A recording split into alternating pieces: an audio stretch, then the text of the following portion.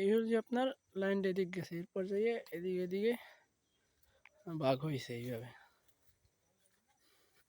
এই প্রত্যেকটা আপনার এই গেট বল দিয়ে রাখছে, কারণ আপনার এই লাইনটা আমার পানি লাগবে, লাইনটা আমার তো পানি নাও লাগতে পারে, তো এই কারণে একটা একটা গেট বল দেওয়া হয়েছে, যেটা লাগবে ওইটা এই কারণে এভাবে করে এইভাবে 4টে লাইন দেওয়া হয়েছে।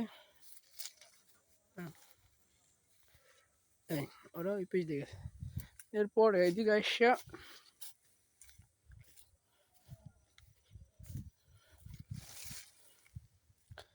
এই যে আপনার মাটির নিচ দিয়ে নিছি, কারণ সামনে রাস্তা তো ওই পাশে যাইয়া এই জায়গা দিয়ে উঠছে, আবার উঠে এই যাইতেছে। এখন ভাই এইটা কি মাটির নিচ দিয়েই নিমু কিনা এই লাইনটা, তাইলে হইলে কি আমরা তো এইদিকে এদিকে কৃষিকাজে যাবো, পরে কেলিকিল ডেঙ্গাই যাওয়া লাগবে না, তাহলে সুন্দর মতো যাইতে পারেন। আর এদিক দিয়ে আপনার এই আসতে আছে একদম মাজার দিয়ে লাইন দিয়ে 20 ফুটের এদিক দিছে একটা, আর ওই ঘাসে দিছে ওইখানে একটা, আর ওই আপনার ভুট্টো খাতের ওই জায়গায় 2টি লাইন।